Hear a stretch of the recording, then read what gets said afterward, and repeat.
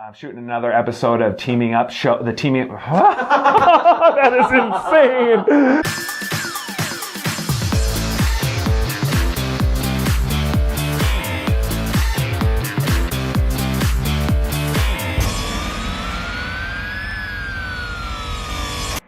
Hello, I'm Josh Pomerlow, joined by Brian McWhite, shooting another episode of Teaming Up Show. And the reason why we're doing that is because we want to bring you in here. We've closed 350 units last year. We're looking to close over 400 this year, and we want to teach you how to do that. Exactly. And because we think the future of the industry is teams, and we want to help usher that in. Right.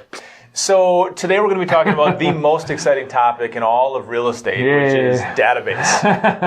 How to build your database. Of course, I'm being facetious. No one likes to talk about database, but it's one of the cornerstones of a successful real estate business. And so we got to make sure we cover this and talk about it in some detail. So when you're thinking about your database and how to start building a really, really good one, a really useful one to your company, what do you think about? Yeah, I think a lot of people say because they hear in the real estate courses that, hey, I've got to get this to 1,000 people as fast as I possibly can. And when you get a database to 1,000 people that like you, love you, trust you, want to do business with you, you're going to be really successful. But the key phrase there is like you, love you, trust you. Exactly. And there's not really great ways to scale that from 0 to 1,000 overnight. Right. So it's going to be the long game, and that's why it's boring, right? Because we all want to talk about how to make 100, 200, 400, 500, and just keep that growing, very fast.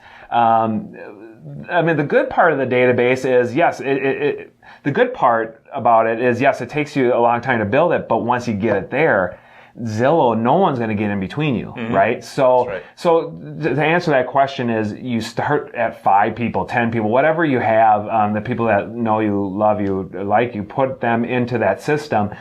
And try to get that up to 200, 300 people, but don't put a bunch of random people in there. Because I've done it. Exactly. I've done it, and I saw what happened, and I watched all the people around me do it too. When you put a bunch of internet leads or people that you've never met or talked to, and you put them in there, and you're mailing them, and you're inviting them to things, it's going to be a waste of time. It's going to be where you could take your time and spend on the 100 or 200 people that love you and will refer you 5 people or 10 people.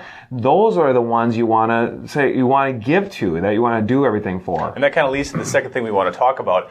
Rather than trying to focus on getting your database to 1,000 with a bunch of, as Josh likes to call them, randos, just random people, a better way to spend your time would be focusing on how are you adding value to the people that you already have in there. Right. What are you providing to them that is of value? In other words, if you're just calling people in your database who like you and trust you and saying, who do you know who wants to buy, sell, or invest in real estate? Or can you give me a referral? I think a lot classes will teach you that. That's exactly what they teach.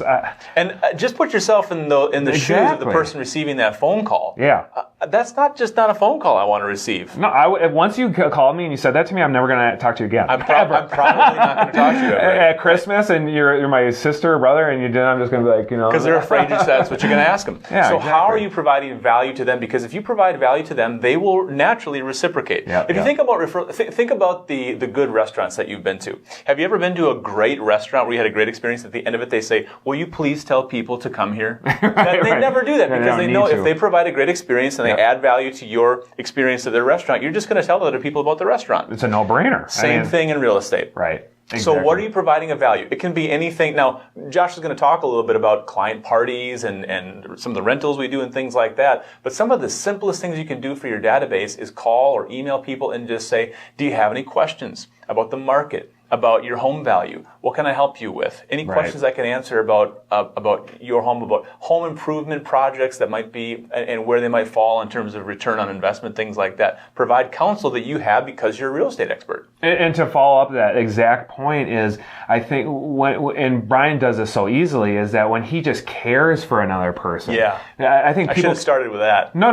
But when people care, you can feel it, right? And I know Brian. I just know his heart. He cares cares about the other people on the other side of the phone, where he doesn't even, I'm not saying he doesn't want the business from it, he doesn't want the referrals, but he's thinking first, how can I help this person? Because I have a mission that's bigger than just closing another home or two. I want to take care of people. I want to impact people's lives. And when you truly lead with that on your conversations, those conversations are a lot easier, because people have always come to me in our classes and say, well, so, I mean, do you call your database? You know, do you call your people every single week and just ask them for business? And I'm like, no, I mean, when I'm connecting with my people that are in there, if I just over care and I give, I don't even have to ask for the business. I'm not going to say they feel guilty, but they're going to want to give you, they're going to want to reciprocate that you've been such an impact into their lives that they're going to want to give you business. Can I share a success story about that? Yeah. I think people love that. Just from this last week. This was really encouraging to me.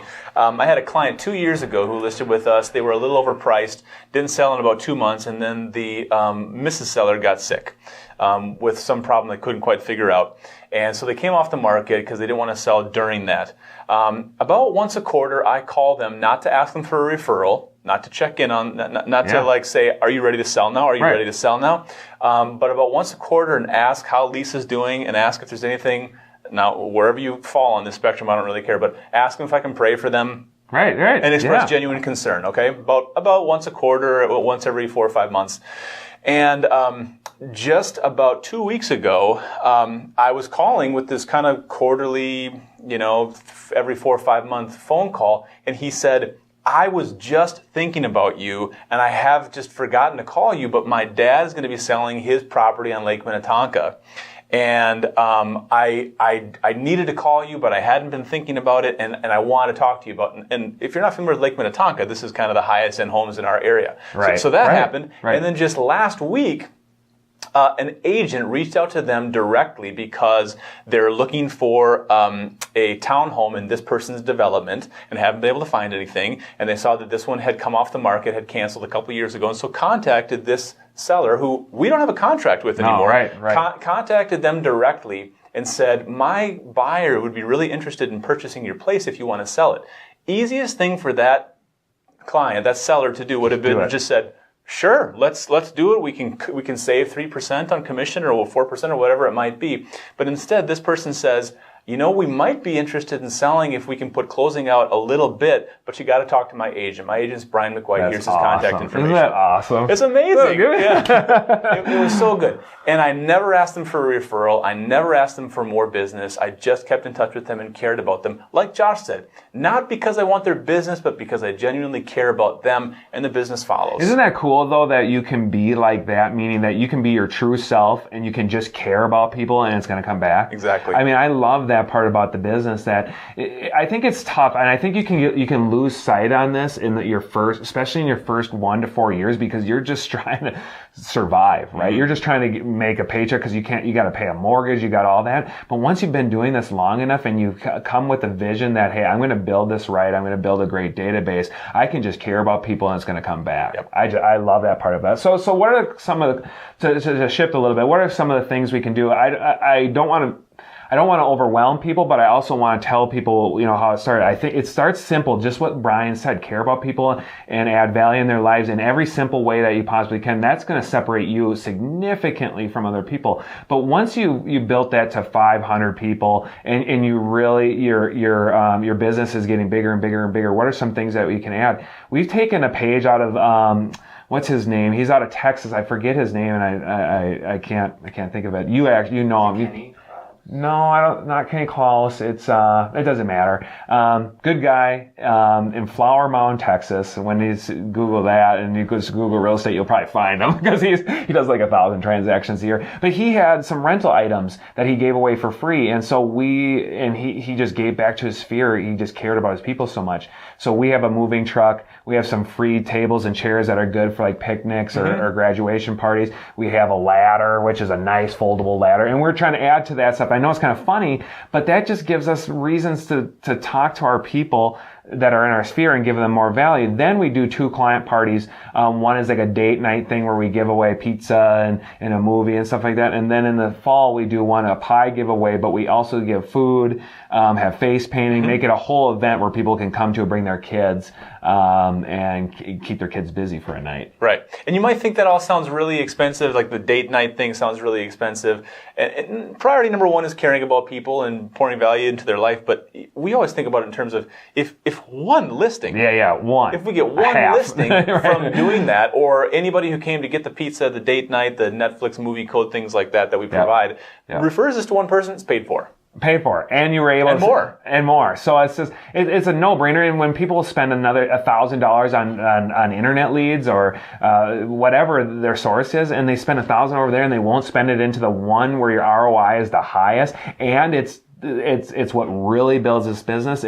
It's beyond me. I understand it. I understand you just want to jump and make as much money as possible, but that's going to be it. And we're not going to get away from that. It's the long game. It's the long game, and just get comfortable with that. Once you're comfortable with that, and you're building that every day, and you have a goal to build that and build into people, it just gets its own momentum, and you go downhill from there. That's exactly right. Yeah. Anything else? I think we covered it. All right. That's everything for today on the Teaming Up Show. Thanks for joining us. We're excited about this because we believe real estate teams are the future of the real estate industry, and we just want to provide some good tools and some good advice and some and maybe save you some trouble from mistakes that we've made, so that you don't make them all over again along the way. And we're just excited for you to join us. Yep. Thanks for coming.